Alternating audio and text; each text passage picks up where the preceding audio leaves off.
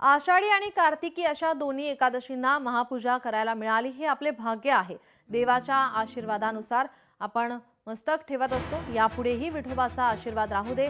आगामी निवडणुकीसाठी एकनाथ शिंदे यांना ताकद विठ्ठल देणार आहेत, म्हणूनच कार्तिकीची महापूजा आपल्याला मिळाली। तर येणारी आषाढी वारीची सुद्धा विठोबाची शासकीय महापूजा आपल्याला करायला आवडेल अशी इच्छा एकनाथ शिंदे यांच्या पत्नी लता शिंदे यांनी व्यक्त केली आहे। कार्तिकची आम्हाला पूजा करायला भेटली हे आमचं सौभाग्य आहे माझं आणि सगळ्या आमच्या घरादारांचं सगळ्यांना त्याचा आशीर्वाद भेटला पाहिजे।